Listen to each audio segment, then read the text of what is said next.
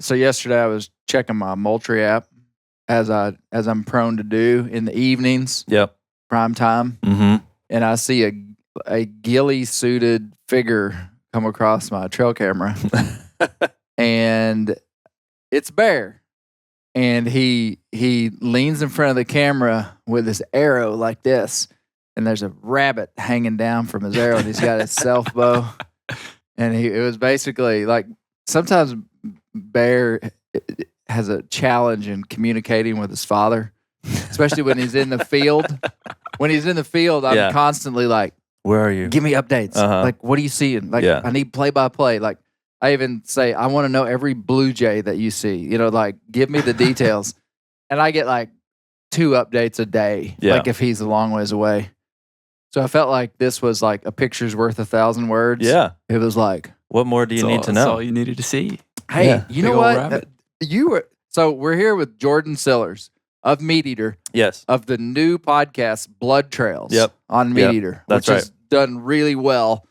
We're going to talk all about it. But me and Bear have a scenario that the world knows nothing about. Okay. That we need some input on. Okay. All right. Bear had a trail camera out on public land over here. And left it out maybe a little bit too long during gun season, which I would have advised him against doing. Somebody stole it. Oh, yeah. And they did not turn the video off. Oh, really? Yeah. And I'm a little nervous to share all the details, but I think I can't see any reason why I wouldn't. It was a kid. Oh. Like maybe like a 12-year-old kid. Yeah. And this, might as well, it happened in Northwest Arkansas on public land. 12-year-old kid, like we have the full video of him like taking the camera off the tree. And then the thing continues to play, like take video. Yeah. In the truck on the way home. Takes it in his house. Sets it on a counter. No facing kidding. outward. And basically we get videos of this family for until the camera ran out of batteries. No kidding. I called the sheriff the first day. Yeah. And I wasn't that worried about the trail camera. Right. I wasn't even, and he was like, well, do you want to press charges on these people? And I was like, well, no, probably not. I didn't want to make a big deal about it. I said, I do want y'all to know that my trail camera that's in their house taking videos of their families has nothing to do with me. Right. They stole my trail camera. Yeah, you're not spying on them for some reason. Yeah. And what's a man to do in that situation, Jordan? What would you do? What would you have done? I tried to shut off the camera, but I couldn't figure out how to actually shut the camera down. But anyway, what would you do? Yeah, that's obviously, not y'all's fault at all. And I agree with you. It's not so much like the camera's not so important. If I was that kid's parent, I would want to know, hey, this is what your kid's doing. But also I think a lot of times stuff like that can sometimes be just the tip of the iceberg. Right. And so it's good to inform law enforcement. You don't want to press charges. You don't want to get these people in trouble for that specific thing. But you want to say, hey, because maybe someone in that household is being investigated for something else. And law enforcement's going to know that. And so that's going to be something that, they're going to want to be in the loop on. Yeah. So I think you did the right thing. Well, it's also hard to imagine how the parents couldn't have been in on it because this kid went from hunting into a vehicle that was driven home, and he's got the camera just like bouncing around in the truck. And well, that's why I say I think maybe the adults in the house, maybe law enforcement will want to know what's going on here. Right. So yeah, and I could imagine that they're not seeing the camera the way it's set up. I mean, it's got to be just like right out in the open. Yeah. I just feel like there's I still am kind of giving them the benefit of the doubt in a way, because it would be crazy for someone who, these people appeared to be, they had camouflage, they had hunter's orange, they had guns, like they kind of knew what they were doing. Yeah. But they were crazy enough to not know that camera was on and taking video. Right. And didn't turn it off. Right. So that's step number one, that they don't really know what's going on. Yeah. But I mean, would it be possible in 2025 that some kid could have been like, oh, they left their trail camera out here. I guess they're not coming back for it. Let's get it. Did you have your like contact info or anything on the camera? I'm not sure. We might have. Yeah. Because in that scenario, they knew. Yeah. Right. But Yeah. maybe, I mean, yeah, maybe it was more innocent and this is just like, you know, they thought it was theirs for the taking. Maybe. I don't know. Yeah. Yeah, it was a unnerving. I mean, I was unnerved because I didn't want to. I mean, I don't know. When somebody steals something from you, you feel like they should be held accountable. Was it what did you see when you like it's set up on a counter? Is it like a kitchen or a first bedroom thing, or something? I checked that multi app like way too much, throughout the day. And my first clue was I started seeing the cab of a truck. Right. And I just thought maybe Bear had picked up a camera and moved it and didn't turn it off, you know. And then I started seeing faces of people I didn't know. And it was taking videos. Yeah. And I didn't request, like 90% of the videos, I never like requested the video, because on the multi app, you see this like thumbnail. Right. And you request the video and then it sends it to you. Yeah. You know, and so, anyway. So if this is you, if you're out there listening and you've taken our trail camera, you have a lovely couch. I will not humiliate you publicly if you'd like to contact me. Several people said, well, Clay, put this video on online. And I was like, there's no way I'm going to do that. I mean, I'm not like out for blood. Right. But a lot of people would have. Yeah. Maybe in a different scenario than me. Well, I mean, I think it makes a big difference that it's a kid. First of all, it does. It absolutely does. That's a real I've got factor videos there. of parents too. Yeah. Or somebody. Yeah, I don't know. Yeah, I don't know. That's a tough one. I've had a number of things stolen off public land this year.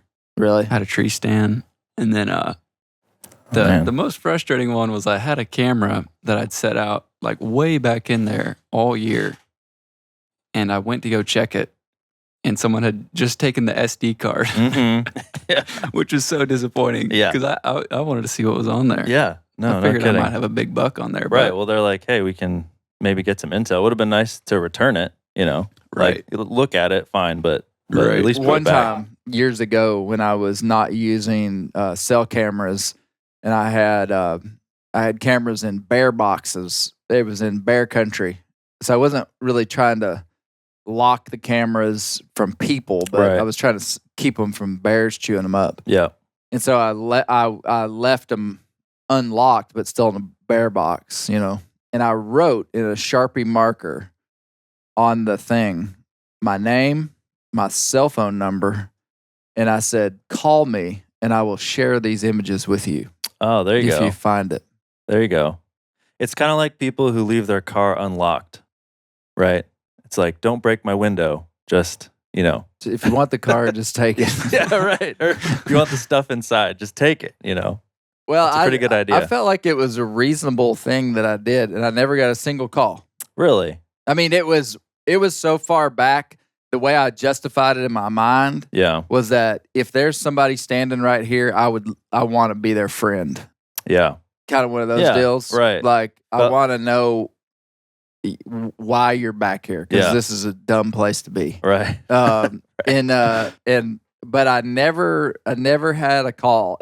Maybe I only got one picture in like a 7-year span of another person. So somebody walked past that camera and would have seen that, but they didn't mess with the camera. Yeah. So anyway, trail cameras.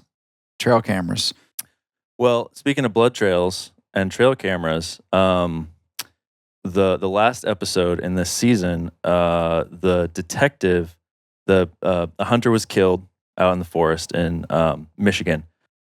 And the detective put trail cams looking at the place where the guy died because he thought maybe the person who killed him will come back. Oh. And it's kind of a long story, but sure enough, a guy comes back multiple days.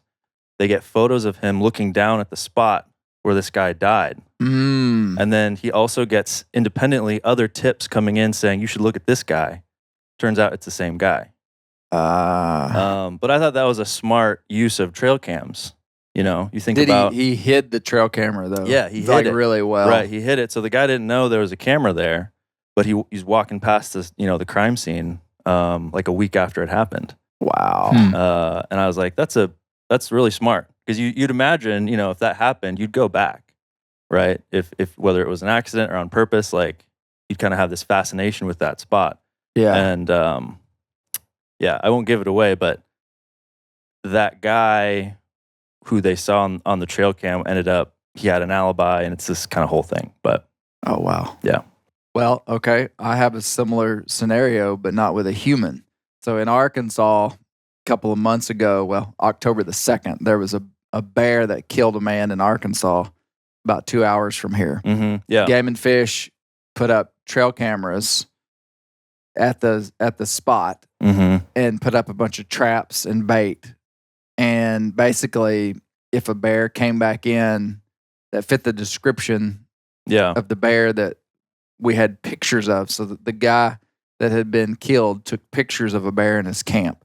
And Bear Newcomb and I, by kind of happenstance, were involved in some way with this. We were there when they found it out. Yeah. And so they set up, so after that day, they took the body and they set up cell cameras. And basically they said, if we get a picture of a bear that does not go in a trap, the first chance was to put it in a trap and catch it. But it was right during October when all the acorns were falling, and all of us that hunted bear over bait knew that probably the bear was not going to go in a trap. And sure enough, we were right. 3 days later, so it was a Thursday afternoon when we went to the scene of where the guy was killed. And then that Sunday afternoon, we got a call, and I knew guys that had dogs that would tree bear. And so we got a call that they had a bear on camera. This is kind of a follow-up because we talked about this on beargrease render, but we didn't tell the rest of the story, as Paul Harvey would say. So we thought the bear that killed this guy is going to come back to where it happened. Still in the area. Well, sure enough, 3 days later, a juvenile male shows up on the camera. And Game and Fish calls, and they're like, bam, it's here. Bring the hounds. Didn't go in a trap. So we zoom over there, and basically I was just a part of it, and there were 2 or 3 local houndsmen turned loose dogs and tree this bear within an hour. Yeah. I mean, it was just like that easy. Wow. And they shoot the bear. Yeah. I get there right after the bear's been shot. I did talk about this. So we haul the bear out in a body bag out of this big canyon. Yeah. And they sent it to the crime lab. And every one of us there that night, I think, would have bet our trucks that it was the bear. Yeah. Just, it was the only bear that showed back up. Right. Goes to the crime lab, and it's not the bear. It's the wrong bear. Disappointing. Yeah. So it's kind of like, well, I don't know the final. Don't spoil it for me, but your criminal sounds very like similar. Came back to the scene. Yep. Our criminal never did. Yeah. Because one bear in 30 days, they kept trail cameras up and fresh bait out for 30 days at this place called Sam's Throne, where this man was killed. Yeah, yeah. Not a single other bear came in there. Really? That was the only bear that came back, and it was not the bear. And it had a blonde muzzle. It was a small male. Like, it looked exactly like the one in the picture. Yeah. No kidding. Yeah, it did. And they had I assume they did like DNA testing where they compared the saliva and things. Yeah. And they had a high degree of confidence, not the right bear. Yeah. Wow. Like, really high degree of confidence. Wow. Because, the body of the man had bear DNA all over it. Yeah. Yeah. And so it was a wrong bear. Yeah. Well, man, tell me about blood trails. So if you're listening to Bear Grease, you've probably heard about blood trails before, but tell me just like the general premise of it. Yeah. So It's a true crime podcast about hunters and anglers. Is kind of the elevator pitch for it. So they're criminal cases. Sometimes a hunter is killed. Sometimes the hunter is the perpetrator. There's a few stories where hunters go missing, and it's not like he got lost or whatever. There's suspicious circumstances that surround the missing person. And so this is the first season. It's almost done as of this recording. There's 8 episodes in this first season, but we're working on more. So if you like these first 8, there's going to be more coming up in the next year. Is the idea that there'll be seasons with like blocks of episodes? Yep. Yeah, we're gonna release them by season. So I don't know exactly what the release schedule will look like, but we're thinking sometime in the spring we'll release another block of 8 to 10. Okay. And you do maybe 2 of those a year? Yep. That's the hope. That's the hope. And the episodes are usually kind of standalone. I think we'll do the occasional like 2-parter where it's 2 episodes, but each episode is a different case, and they're about an hour long. Yeah, about an hour long. Some are a little more, some a little less, but yeah. So were you interested in this kind of stuff before? Because you're also a writer at MeatEater. You write a lot of just like hunting and fishing stuff, news related stuff. Yep. Yeah, so I'm the managing editor of the website. So I write a lot of the articles on the website. I also help Ryan Callahan write his podcast. Okay. And so he does I'm sure everyone knows Cal's Week in Review. It's a news podcast. Yeah. So I'm always sort of in the weeds on the latest news, the latest stories coming out. And a lot of the stories we cover for both the website and for Cal's podcast are crime stories. And usually it's wildlife crime. So it's poachers, things like that. But occasionally there'll be a hunter who dies, and we'll cover that type of story as well. So yeah, this is something I've been doing for, quite a few years now, researching these stories, finding sources, trying to put the pieces together. And Blood Trails really started with this guy wrote in and he said, my buddy was killed. He was a turkey hunter and he was killed out in the woods. They never found out who did it, but I have some ideas on who did it. And that was obviously very interesting. So I call him up and he tells me this wild story of he did his own kind of investigation. He came up with his own suspects, but law enforcement, for whatever reason, they never charged anyone. The person who did it was never found. And so I thought this story is good enough, for not just for an article on the website, but for a whole podcast, like a whole episode. And so we put out that podcast back in March of this year as a kind of a pilot episode. That's right. And people liked that a lot. And so we decided, there's plenty of stories out there, right? That's a question I get is like, how many stories could there be? That was my next question. Yeah, criminal stories related to hunters, anglers, and we do expand it out a little bit to, hikers, campers, people who are using public land in some way. And there's tons. I mean, there's tons. Really? Just this last year, and this is another story we're looking into.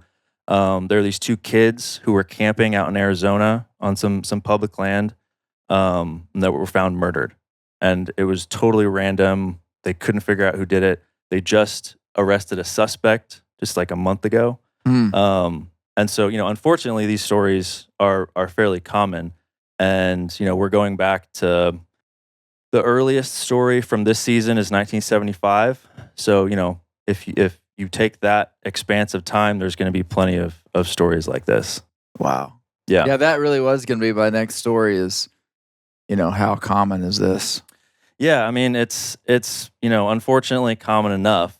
And once these first episodes started to come out, we're getting tons of emails like, hey, you should cover this story. Hey, you should cover that story. Even we're getting detectives, who say, I have this cold case from the 90s.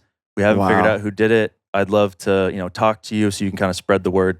And a lot of times with those cold cases, people are more than happy to talk. Because they want to get the word out. They want to help. Right. And I have heard back. I can't really provide a ton of detail right now, but I have heard back from a few of the people involved in episodes that have come out who have said, this is getting people talking. We think we're making some progress here just because of the getting the word out. And a lot of times, if law enforcement's talking to me, it probably means what they really need are tips coming in from someone who knows something.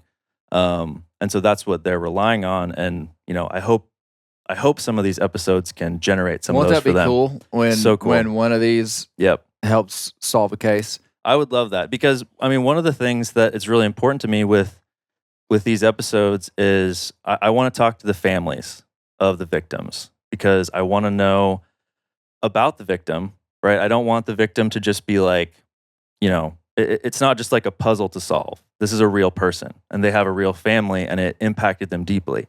So I try whenever I can to talk to the families of the victims. And so to have, potentially this case be solved, having spoken with them and then having told me like how difficult it is, especially for these cold cases, how difficult it is to not know what happened, that would just, be so cool. Be so cool if something got solved. I guess a lot of these like the big, like Crime Junkie is one of the biggest podcasts in the world. Yeah. Am I right? Yeah, I think I just saw Spotify's list for this year. I think it was fourth on Spotify. So in that podcast has helped solve a lot of cases. Is that right? I think so. Yeah. I've heard that. Yeah. So, I guess it would get a lot of people excited. There's probably some criminals shaking in their boots. Yeah. When they see their me and my Sillars is on the case. Yeah, you better watch it, man. Yeah. You better watch it. I don't know about that, but it's fun to have that potentially that real world impact. So, okay, this is what I wanted to talk to you about when you're dealing with families. Yeah. Like now beargrease, it really was just happenstance. We just did our first murder, which kind of overlaps into your lane. Yeah, Lake Pickle was like, Clay, why are you doing this to Jordan? And I was like, doing what? And I was like, well, it really was just completely happenstance that we did a murder mystery on beargrease. Which great job, by the way. Yeah, well, really good episode. Thank you. Yeah, and it just the story just kind of fell in my lap. But I'm more common to us is doing like an outlaw podcast, which involves criminals. Yeah, right. Or potential criminals, maybe guys that were never even caught. Yeah. And I'm always like tiptoeing around and really conscious of people's families, like living. Like if I'm talking about someone, I'm thinking about their living family. Yeah. And I feel like that would be pretty sensitive with what you're doing. I don't know. What do you think about how do you handle that? Yeah, that's one of the most difficult things to navigate, right? Is like you want the family of a victim to talk to you, in part selfishly, because it's going to make the episode so much more, interesting for the audience, right? But you also have to recognize, like, you're asking them to relive what's probably the worst thing that's ever happened to them, right? Like I talked to a guy who found his father dead in the woods, and I had to ask him, what was that like? Like, tell me what happened. And in doing that, I'm asking him to relive this horrible thing, right? That he probably tries not to think about, right? And I'm asking him to try to think about it. So. I never take that for granted. They do it usually because they're wanting the case to be solved, and they recognize that by talking to me, by answering my questions, that could help the case be solved. When it gets more difficult from my perspective is when the case is closed, because we don't just cover cold cases on this podcast. Some of the cases have been officially closed. I would say there are still questions with each story that we cover. There's still unanswered questions. Right. But some of the cases have been officially closed. And so the family feels like, I don't want to talk about this. I want to move on. And what I hope is that they'll still talk to me because, like I said, I want the victim to be like, a fully fleshed out human. And the best person to make that happen is the family, because they're the ones who can tell me, what was this Have person? you had some people not want to talk to you? Oh yeah. Does it shut the story down? There have been a couple where I've wanted to cover and just have hit brick wall after brick wall. Sometimes it's law enforcement, sometimes it's families. Right. A lot of times people just don't respond. They don't even say like, I don't want to talk about this. I just assume. You just can't get any traction. There have been a couple where someone has responded and we go back and forth a bit, and then they decide, actually, I don't want to do this. Yeah. For whatever reason. Sometimes it's. Do you feel a little bit like I don't want to use the word icky, but that's probably the best word. Mm-hmm. When you're kind of like digging into somebody and they go, hey, no. Yeah, do you? Because I have before. Well, and this is the reputation that especially true crime podcasts get, right? We're kind of capitalizing on people's grief, right? We're taking advantage of this horrible thing that happened to people. And I'm very sensitive to that, which is why I always want to be as respectful as possible to everyone involved, whether that's the families of the victims, but also the families of the perpetrators, yes, of the people who have done this horrible thing. Their families, as long as they weren't complicit, their families are also victims in a sense. Yes. And so, it's a tricky thing to navigate. After an episode comes out, I don't read comments. I don't do that. But the thing that worries me the most is that text from the family member after they've listened to the episode. Yes. And so far, it's all been positive. I've just gotten, this is great. We really appreciate it. Thanks so much. That kind of thing. Yeah. But that's what would really bother me, I think, is if a family member texted me and said, you messed up. You didn't, describe this correctly. You made it worse. Anything like that. Yeah. That would really bother me. Man, I completely identify with what you're saying. Yeah. I told someone just this last week, with this Bucky Garrison story. In this case, I wasn't able to contact any of the family on this one. It just like every time I went that way, it just kind of got shut down, and it wasn't by the family. It was just I couldn't find them. Yeah. It's tough. But I was very interested in Oklahoma Department of Wildlife's, like, their perspective on it. Right. And so I was kind of like waiting for that text message of like, right, hey, thanks. Yep. Yeah. So I understand that completely. And I was going to say, the victims, it's really easy to talk about a bad guy. Yeah. But really, if you understand humans, you understand that a lot of bad guys come from families that aren't all bad guys. Right. Yep. And so you're kind of bringing up something from the past that happened a long time ago that's in this family's rearview mirror. Yep. They're probably trying to get away from it. Exactly. And that's one that's hard. It's easier to justify doing a story because this person was the bad guy. And in a sense, you kind of feel justified and like, well, they should have never done this to begin with, so we can tell this story again. But I have felt, like in some of the outlaw stuff we've done, been very conscious of the outlaws' family. Yep. Just because it's like, this is probably something they wanted to forget. Yeah, their friends or family are going to listen to the podcast, and some of them maybe they didn't know, and they're going to text them, say, "Hey, I didn't know, your so and so was a such and such," and it's gonna cause problems. Yeah. Like the one episode that came out. It's coming out this week as of this recording, but it's about a hunter in Georgia who was found stabbed 18 times, and they ruled it a suicide. And there's all kinds of reasons for that in the podcast. You can listen to that. But his hunting buddy was, suspect number one, right? Because they traveled somewhere else to hunt. So these two guys were the only two that knew each other. Mm. It was kind of in this hard to get to back place, It was dark. It was after dark. And so this guy's hunting buddy was suspect number one. And this is one where, we went back and forth for a while.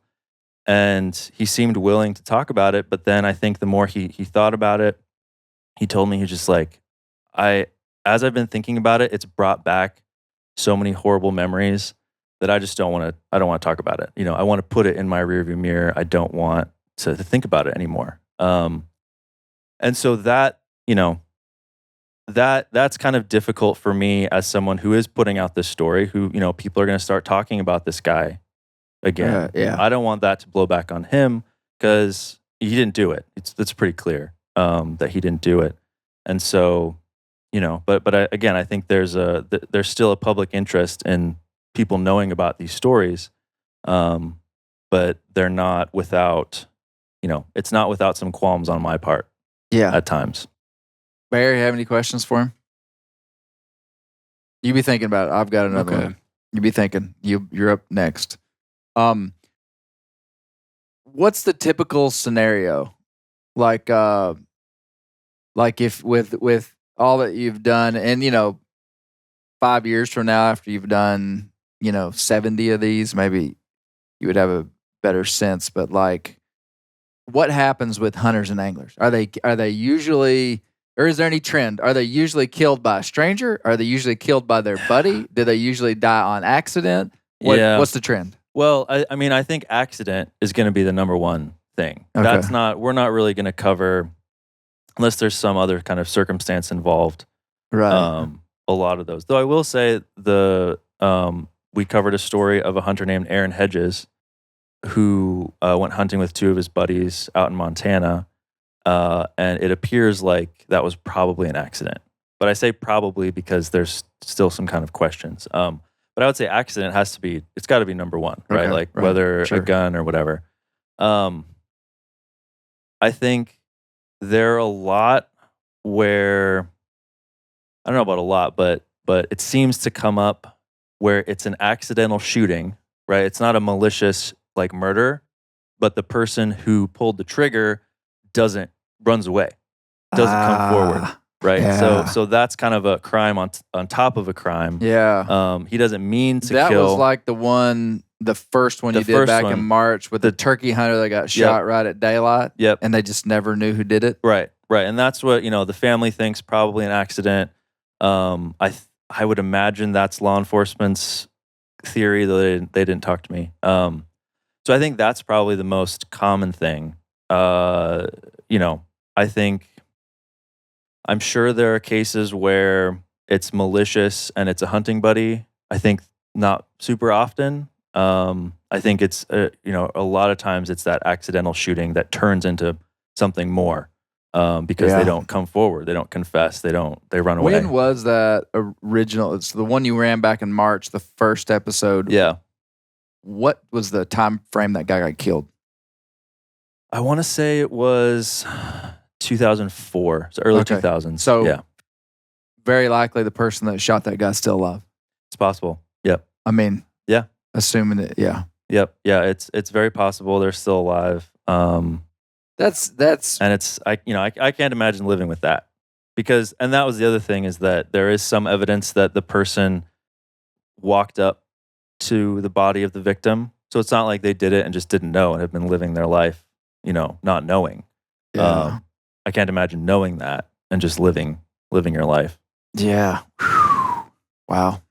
Yeah, that's what's strange about some of these stories, is to think that the person that did it is still just out there. Yeah. Well, and I mean, that was really one of the big questions with the Paul Hutchinson case, episode 2 and 3 of this year. A guy, he killed a 15-year-old girl up in Montana around the Bozeman area. He raped her, he killed her, and then just went on and lived a life in that area. He became a BLM biologist. He had a wife and 2 kids, just living in that same area. And he was eventually found out. And right after law enforcement interviewed him the first time, he went and committed suicide, which for a lot of people is like the greatest, there was DNA evidence, but the greatest evidence of his guilt is that, right? Yeah. And so obviously, this is something he's lived with for 20 years, right? 20, 30 years. And the moment he's like, there's any kind of accountability, he's out. Yeah. So how did you get the video for that? Because in this episode, and I think I texted you when I watched it, I was on like pins and needles. Mm-hmm.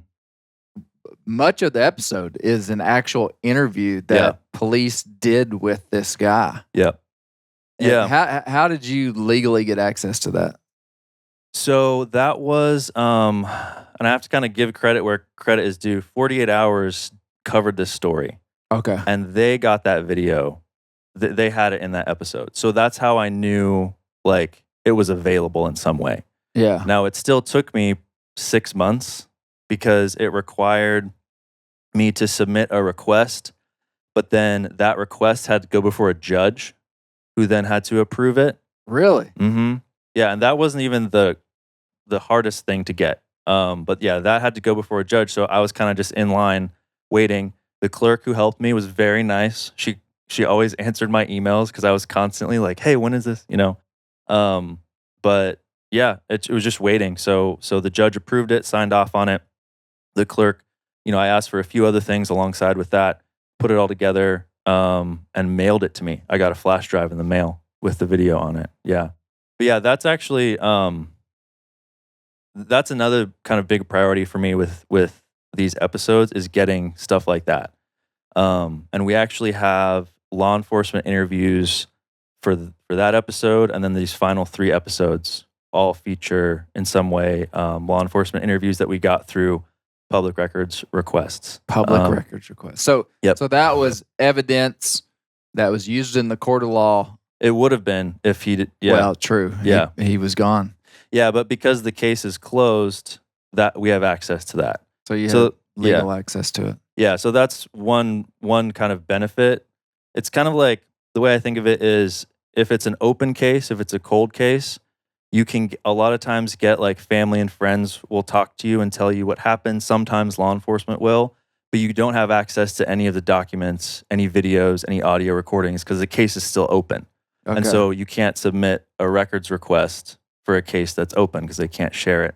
When the case is closed, family oftentimes, like we said, doesn't want to talk, but you can get access to all the case file, everything that law enforcement had. A lot of times, if you're patient, you can get it. Man, that's some strong journalism. You know, it's been a learning process. Yeah. I didn't realize how time consuming it was going to be because, a lot of times these public records clerks, it's like, get in line, and you're in the back of the line. And so you just have to wait. In Park County, Montana, I actually had to open, I don't know if it's technically a lawsuit, but I had to like pay money to open a case with the court in order to get some incident reports from that Aaron Hedges case. And so, it's just and the other thing is a different process for each state. Some states are very quick. Some states are very slow. So wow. Wild.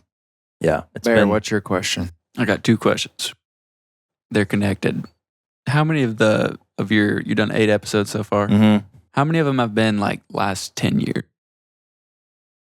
Let's see. I think all of them have been. So there are 2 that are one is from 1975 and the other is from 1977. All of the rest of them have been within the last 10 to 20 years, I would say. Okay. So most of them are more recent. The older ones, those have their own challenges, right? Because sometimes people have died who like the investigators, some of the family. And so that can be challenging in and of itself. But yeah, most of them I think are more recent. So as you're like looking, like trying to find cases, have you noticed any sort of like increase in events like this happening like recently? Because I know like around here this summer, 2 people got killed in like a state park. Mm-hmm. Yeah. Oh, yeah. That's right. And that was just like unfathomable Yeah. to me. That was a for horrible something story. like that to happen. Like whenever that happened, we were actually on our way to the state park. Really? Yeah, my uncle called me and said, turn around. And there's been a few other events like that recently that, like, I don't know, maybe I've just never been paying attention, but it has seemed like stuff like this has been happening more. Yeah, I don't know. And that's a great question. I don't know that I've noticed a particular like over time increase. But it makes sense that, you know, as and I guess this depends on where you live and the area of the country you live in, but you know, some areas you're seeing a lot more people out in the woods. And so it would make sense if there's more people out there, more opportunities for stuff to happen. Right. And so in that sense, it's probably somewhat of a numbers game. But like, you know, people are people. Like people have been doing horrible things to each other since people have been around. And so I don't think there would necessarily be an uptick for like any other reason than just more people out there in some areas. Yeah. Yeah. Well, I mean, you think about the population of the U.S. is now like 330 plus million. Yeah. And I mean, even back in the 1980s, I mean, it was like 250 million or 240. So, I mean, like 100 million, almost 100 million more people in America since like I was born. And I mean, that's just a lot of potential conflict. Yeah. So it feels like our murder, maybe not murder per capita, but there's more murders than there would have been, I would imagine. Yep. Yeah, I think so. So. And more people are recreating on public lands and doing everything. Yeah. Yeah, you know, my dad always used to tell me when I was a little kid, hunting by myself, or he would drop me off and I would be scared of the dark. Yeah. And he would always be, son, there's nothing out here to be scared of. What you should be afraid of is people. Yeah. You know? For a while, I kicked around a kind of a tagline for blood trails that was something along those lines. You know, it's like the people are the most dangerous, whatever. I don't know. I think that's a realistic idea that most people have when they're in the woods. Yeah. I mean, most people aren't afraid of, unless you're in like a high density grizzly area or something. That's really about the only thing that you should legitimately be really cautious of, I would say, almost in all of North America. I mean, other than rattlesnakes and stuff, but people. Yeah. People would be what you would. When I'm out in the woods, like, you know, camping by myself, it's usually what I'm worried about. Like when I hear something walking out there, I'm usually not too worried about it being like a bear or something. It's usually the thought that's running through my mind is like, is that a person? Yeah. Yeah. Yeah. Yeah. Well, so bear grease. Yeah, we did, I think, our first murder mystery this week on this story titled The Unusual Death of Melvin Bucky Garrison. And it was interesting, and I kind of told how it happened, but I was in Okemah, Oklahoma, actually with eating lunch with Evan Felker of the Turnpike Troubadours. Yeah. And his good buddy, Andrew Stubbs, who was on the episode in the cold open. And we're sitting around the Shoney's Buffet there in Okemah, which if you hadn't been there, you should check it out. Pretty classy place to get the lowdown. And I believe Andrew Stubbs was eating his dessert of peaches and cottage cheese when he said to me, we're talking about some bear grease outlaw stories. And he was like, now I heard about an old outlaw over here that killed the game warden. Yeah. That was just what he said. And I was like, what do you mean? And he begins to tell me the story that he had heard his whole life about Melvin Bucky Garrison. Yeah. And I was intrigued by the story, and immediately that very day contacted the captain of the 1st Division of Wildlife in Oklahoma, this guy named Hank Jinks. And I said, does the name Bucky Garrison mean anything to you? And he was like, oh, yeah. Yeah. He knew it immediately and had told me, hey, Clay, I actually was talking about Bucky Garrison like very recently. And that's kind of how it all started. And so we set up, and this is one of these stories that happened so long ago, it was hard to find. It was difficult to do it because most of the people that were actually involved in it are not around anymore. Right. But it was also a unique story for me because, and a little bit touchy, because the suspect is, to the court of law, is completely innocent. Right. Yep. And so much of the story was about this guy that they think did it. Right. Right. And that's kind of tricky too. Yeah. Well, I wanted to ask you, because this is something I think a lot about, is what was the thought process behind deciding to not say his name in the episode? The guy's family still lives right there. Yeah. Yeah. I mean, it just is hearsay. Right. I mean, like I kept like searching for concrete evidence that this guy had done it, and there's just none. Right. Yeah. Other than everybody over there right. says that they heard this guy secondhand basically admit to it. Right. Yeah, you referenced that kind of towards the end. Yeah. That he admitted to it. Well, but I mean, I don't know if he did or not. Right. So you're Jordan, you're taking words out of my mouth. I didn't say he admitted it. I said I was told by people through the grapevine that had believed that he admitted it. Right. Yeah. But I just feel I just have enough. Maybe it's ill-fated hope, but I just feel like if he had actually admitted it, that they would have got him. I mean, it depends on the because one of the episodes in this season is a hunter who went missing, and the game wardens is up in Maine.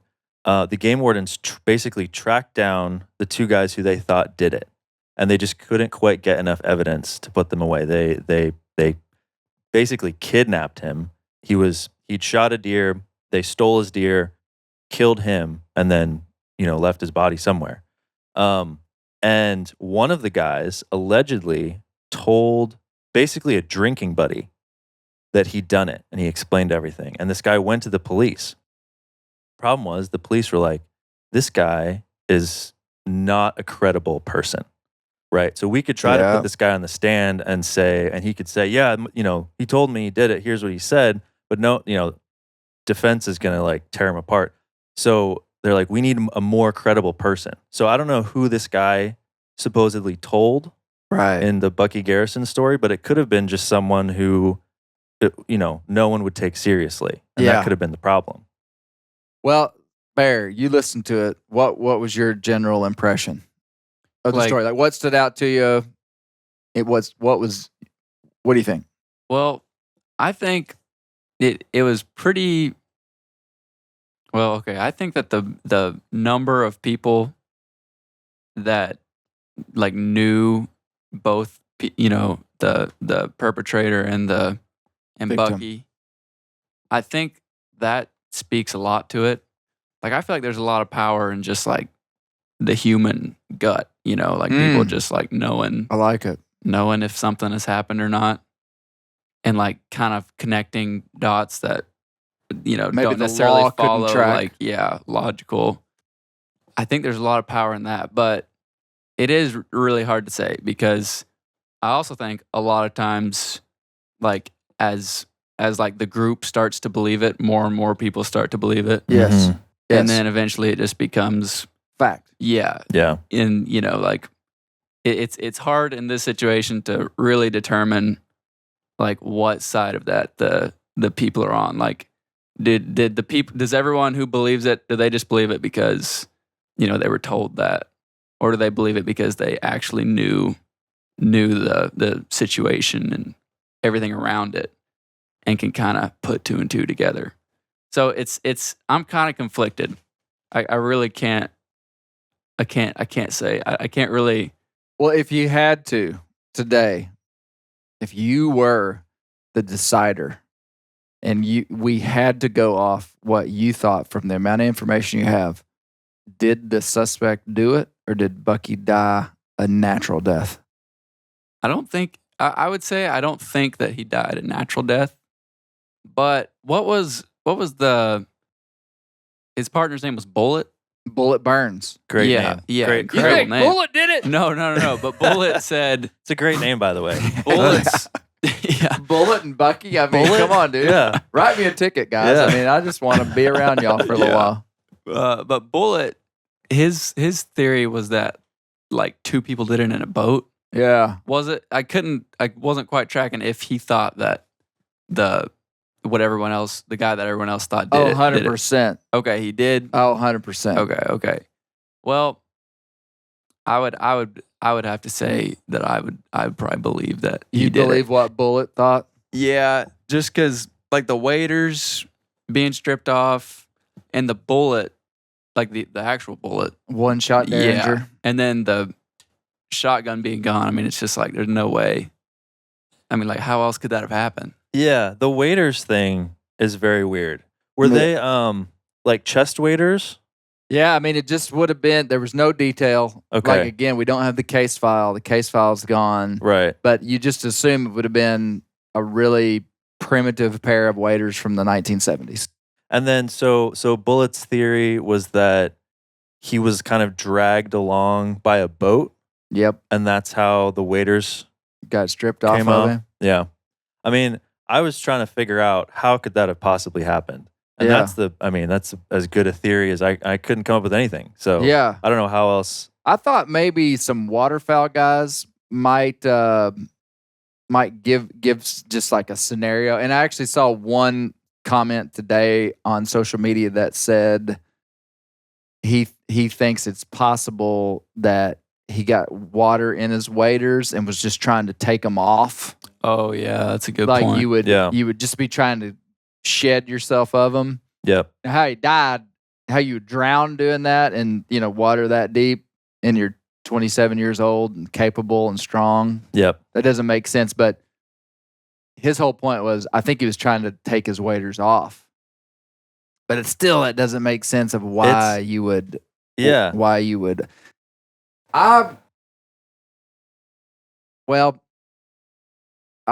What do you? I mean, Jordan. What kind of talk? Given the same scenario, Yeah. what do you think? I just don't think there's enough that I know to know like these details from how they found him. It's really hard to come up with a scenario that accounts for all of these details. Like whether he was killed by someone else or whether it was an accident. It's harder to come up with a scenario if it was an accident. Because Yeah. there's the dirt under his nails. How'd that happen? There's why did he shoot one shot from his Derringer, right? Yeah. So it seems to me, and I definitely agree with Bear that like something happened, probably not an accident, but I don't know why without any kind of other details. Like, I mean, one thing I was thinking was I assume they looked at the suspect's alibi. Like, did he have an alibi? Did he have anyone else who could vouch for his whereabouts? And we just don't know that. Yeah. And that's like a really basic kind of, that's the very first thing you'd look at. Yeah. Another thing I thought was, I think you said to get out there, it was like one road basically. Right. So were there other tire marks or was Yeah. it just was it used so much that wouldn't have been an issue or like not something you could figure out? So just stuff like that. There's so much that it's impossible to say. Yeah, and that's where this as a story was, weak in a way because we just didn't have all the data. Yeah. It when I first started getting into the story, and what became most interesting to me was how confident everyone was in the story. Mm-hmm. Yeah. I mean, Ed Rodebush, and now he's a competent man, had a really good career with the Game and Fish. Yeah. And was like a legitimate guy. Yeah. And, here he came 10 years later, worked with Bullet Burns for a long period of time. Mm-hmm. And Bullet would have been firsthand, within arm's reach of this deal. And Bullet Burns was completely convinced of who did it Yeah. and how it happened. And I mean, you get the sense that Bullet Burns was a pretty legit guy. Right. And so you kind of Yeah. just have to go, man, going back to what Bear said, there must have been more than what we had, than the evidence that we have. You would think, because another thing I thought is, like, were there rumors that this guy killed anyone else? That's another question I had, because usually it's, if you do something like that, get away with it, like, it's either not the first time or it's not the last time. But another thing is the gentleman you interviewed, who was Bullet's partner, said, I mean, he stopped this guy 30 times over the course of his career. Yes. And according to his theory, that's what Bucky was doing. He was stopping him. It was a wildlife enforcement thing. So why would this guy kill a game warden because he was caught poaching when he'd been caught poaching before? He was caught poaching after. It just doesn't seem like a response that's like consistent with how he behaved for the rest of his life. Yeah. 100%. I've had the same thought. Yeah. It's like, in when I asked Ed about his response to the guy, I said, so the first time you met this guy, what did you think? Yeah. And he said, I thought his answer was very straightforward.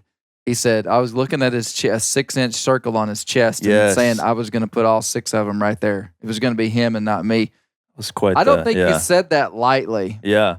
Like, he's not frivolous. Right. And this guy, Ed, was just like a veteran, well-respected officer. Yeah. I mean, I don't know all the details of his career, but I mean, like, a good guy. Yeah. I don't think he said that. I don't think he would say that about anybody else in his career that he dealt with. Yeah. But I also know that if I tell you, Jordan, the guy that's about to walk in this door is a murderer. Mm-hmm. If I tell you that, whether it's true or not, that's going to taint the way that you think about this guy and interact with him. Right. Right. And I'm going to tell my buddy later on, I met this guy. He was acting kind of weird. Right. There were these things about him, the way he looked at me. Right. Yeah. And if you hadn't have told me that, I might not have thought that. Yeah. So we can influence how we view other people by just being told something about them that who knows whether it's true. 100%. Yeah. And my intent was not to defend this wildlife criminal who we know was a convicted wildlife criminal. Right. My goal was not to defend him at all, but I kept thinking about how easy it would be to pin something on. And what I thought about was back to my own hometown. Louis Dell and Charlie Edwards, we did a series years ago called Genuine Outlaws about these two guys from my hometown that were notorious turkey outlaws. Yeah. And I just thought, what if there had been a game warden murder or a dead game warden in the epicenter of their turf? Right. Right. You could have interviewed 100 people and said, who killed that game warden? And they all probably would have blamed those guys. Yeah. Yeah. For no reason other than they had animosity towards the game and fish. Yep. But I mean, so I just recognize how easy it would be if there was a murder in the epicenter of a pretty known outlaws region, that you would just be like, well, I bet that guy did it. Yeah. That would be easy. Well, and like on the other side of that argument, we've seen how these kind of serial offenders, these serial poachers, kind of end up moving towards, crimes against humans. Right? Like it indicates something about their, whether they're antisocial, whether they have some kind of, mental health issue, whether, they're just like, I don't care. Obviously, they don't care about the law.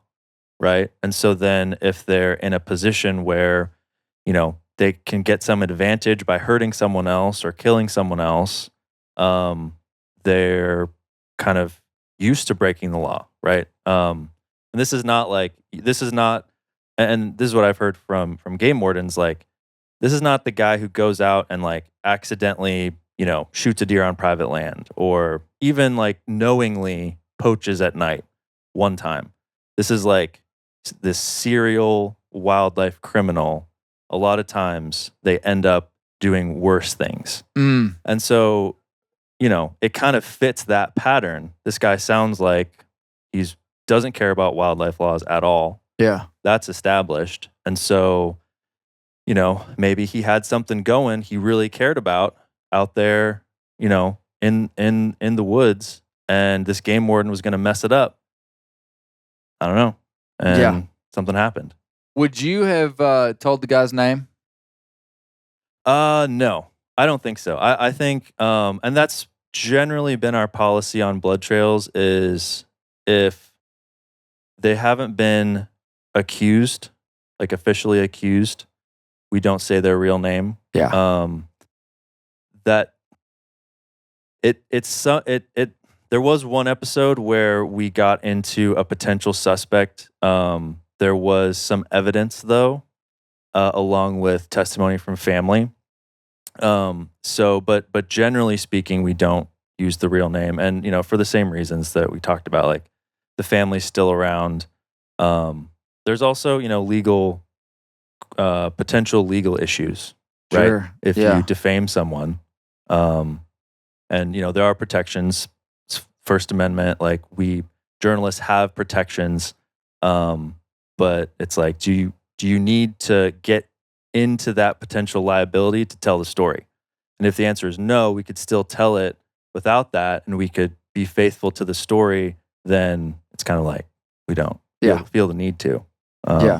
So now, okay, but then why did you wonder why I didn't tell the guy's name? I thought maybe you were going to be like, oh yeah, I would have told the guy's name. No, I just wanted to hear what your rationale was. Yeah, because I've thought the same thing many times. Like, do we say the real name? Do we not? And so I just was curious what your thinking was. Yeah.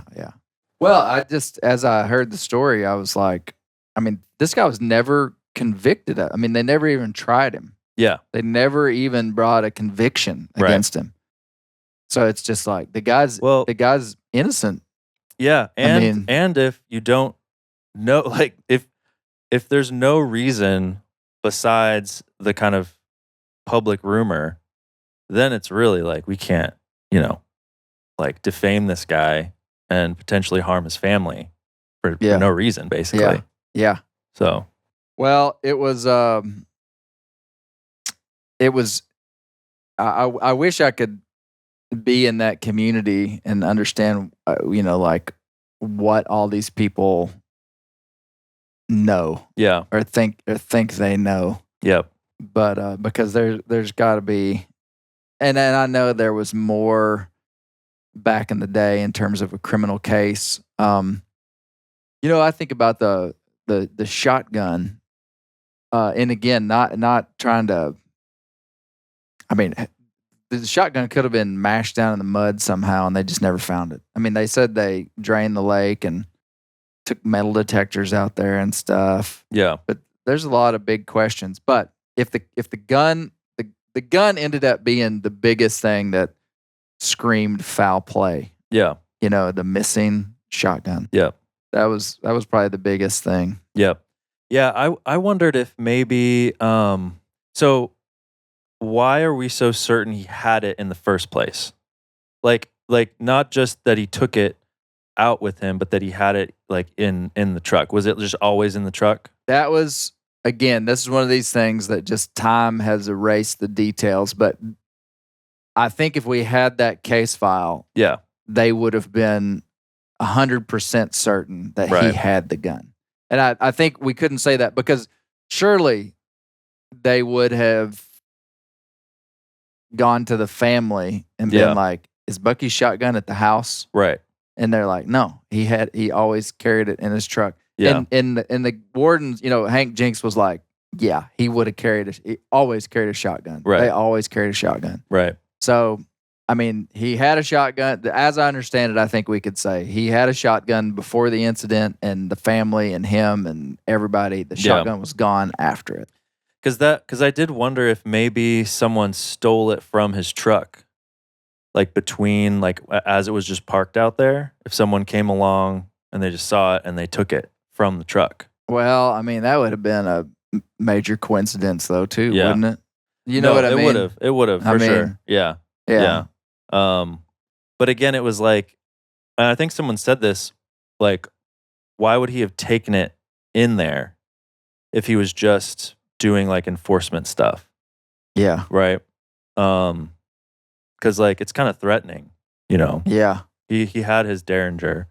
To me, it was the shot from the Derringer that said foul play more than the shotgun not being there. Yeah. Because that's like, we know he pulled that trigger for some reason. Yeah. Probably because he felt threatened for some reason. Yeah. So that to me was the biggest indication, like, yeah, something happened. Because you wouldn't just, I mean, I don't know, probably not just do it for fun. Yeah. Right? Yeah. Yeah. Well, I'm really excited about this next episode. We're going to go into territory that we've never gone into before in bear grease, in that we are going to how much detail did I give in the outro of the podcast? Do you remember what I said? You said a game warden had to use deadly force to avoid getting drowned. Oh, I just spilled the whole thing out. Maybe we can take that back. I'm kidding. No, we you didn't do that, Bear. I did. I spilled the whole. Okay, well, I was just thinking. I'm not totally sure you said that or not. No, I think you're right. I think you're right. I think I did. You know what, Jordan? When I first started bear grease, one of the first real feedback that Steve Ranella gave me, which was really good, was he said, "Well, you're burying the hook too deep." Mm-hmm. Because sometimes I would go too deep before you kind of gave the hook. Yep. And so I think I've found a happy medium, because sometimes you want to just like tease people along, but then sometimes you got to just like tell them what happened. You know what's funny?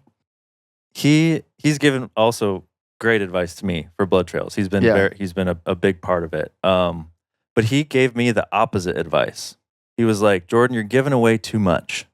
You're giving away too much too early. Really? You need to tease him a little more. Yeah, give him a reason to keep listening. So I guess we just have opposite tendencies there. Yes. And that could be just from, doing journalism. You put everything at the top, right? Like first 3 paragraphs is going to be all the most important information. So that's just the model that I've written in for so long. It was hard to kind of save some, keep some things back. Yeah. That's funny, because I would have been opposite of that. If it was up to me on every bear grease, you wouldn't hear the hook till the very last second, and then you would just be like, "Oh my gosh, I couldn't! I've been on pins and needles this whole time." But you kind of lead them in, and then you kind of gotta tell them like what's going on. Yeah, and then so this next episode though, we interview a game warden who tells us the story of having to use deadly force on someone that's trying to drown him. So that's all I'll say. It's pretty interesting. Wild story. It is. Yep. It is. Yep. It's a wild story. Well, so after this comes out, there'll be one more episode of Blood Trails for this year. Last episode comes out December 18th. Okay. Now there's a chance. Well, yeah. Last episode comes out December 18th. We'll leave it at that. So okay. Yep. Thursdays is when they come out, every Thursday. Yeah. So they have been coming out every Thursday for like 8 weeks. Yep. Exactly. So when you run your seasons, you just run them all together. Mm-hmm. Yeah. Yep. Yeah. I like that model for a podcast. Yeah. We 5 years ago just went with we're going to just have an episode every week, and so, but I feel like that model gives you time to probably make some really quality episodes. Yeah. I mean, I couldn't, because we thought about that too, and it's just too much of a lift for me to do that, that many episodes over that amount of time. Because I could work ahead, right? But then I wouldn't be able to keep up. Yeah. Just because it takes so long to, like I say, get those public records. Sometimes it's 6 months. Yeah. I was trying to talk with an investigator in Georgia. It took 6 months for him to get approval from his agency, and then like all the whole process. It takes too long. So we do them by seasons, because we try to just make sure the quality is there. And I've at least tried to talk to all the relevant people. Yeah. Yep. Well, cool, man. Well, anything else you need to tell us about Blood Trails? There's a YouTube version of it. There is. Yeah, you can it's up on YouTube. There's a video version of the podcast. It's not quite Dateline yet, but we're we're working on it. But people seem to really like it. So, and like if you're curious about what these people look like, that's a great way to watch it. Yeah. There's also we have a web page for each episode. So at themeateater.com /blood trails, there's a case file for each of the episodes where we post images, links to listen. And then we have an email. So it's bloodtrails@themeateater.com. If you have a story you think we should cover or a tip from a story that we've already covered, feel free to send that in, and I read all of it and try to respond to as much as I can. Cool, man. That's great. Well, you're doing a great job with it. You really are. I know it's a lot of work. And you're doing a great job. I look forward to when Blood Trails cracks some case. That'll be cool. Yeah, that would be very cool. That'd be very cool. Yeah, no, I've been blown away by the response. People seem to really like it, and I just appreciate everyone who's listened to it. Yeah. Well, so the MeatEater live tour is starting very soon after this episode comes out. I think there's still tickets available in Birmingham, Nashville, Memphis, Dallas, and Austin. I think there's still tickets. The only town, Jordan, that there's not tickets left is Fayetteville, Arkansas. There you go. Come on. There you go. Coming out to see Well, I mean, Clay and Bear. Well, I'm not. That's not what I'm insinuating. Just MeatEater. I'm kind of bragging on this. They asked me, or I told them a long time ago. I was like, if we do a live tour, you got to come to Fayetteville, Arkansas. Yeah. And so when they were putting this live tour together, one of the higher ups, the big men, called me and was like, "You think we should come to Fayetteville?" And I was like, "You got to come to Fayetteville." Yeah. Yeah. And sure enough, in 3 days, the show sold out. There so you I go. keep thanking the people of Arkansas It's good folks. that want to come see Brent. Brent's on a live tour. So, and then, Bear will be there. That's kind of a secret. I'm going to let it out though. Bear will be there. And then we'll have one other secret guest that you'll be very glad is there. All right. So it's in Fayetteville. And there's secret guests at every location. So they're all going to be fun. Yeah. All going to be fun. Yeah, for sure. For sure. You coming to the one in Dallas? I'm going to try. Yep. I'm going to try. It's like 3 days before Christmas, but I'm definitely going to try to be there. It's tough. Yeah. But it's a Christmas Christmas worth theme. It. Hey, if you're off work, come out, have some fun. Yeah. Bring your friends. It sounds like a great time. I've never met anybody that was disappointed. I'm sure it's possible that someone would have been disappointed that wouldn't have contacted me. What is just this? The vibe that I've gotten from every single live tour that I've been on has been that just people have a great time. They're kind of a surprising good time. Yeah. Yeah. Well, they do a great job with them. Yeah. For sure. They're fun. So, all right. Well, thanks, Jordan, for coming up. Yeah. Thanks for having me. It's good to finally get out here. Everybody can check out Blood Trails. Now, the YouTube channel, is it the podcast, MeatEater Podcast? Yeah, YouTube. We have a separate YouTube channel for the podcasts. So it's on there. Yeah. So it's right there. MeatEater towards the top. Podcasts. Mm-hmm. Yeah, if you just search that, it'll come up. Yeah, Blood Trails. All right, well, keep the wild places wild because that's where the bears live.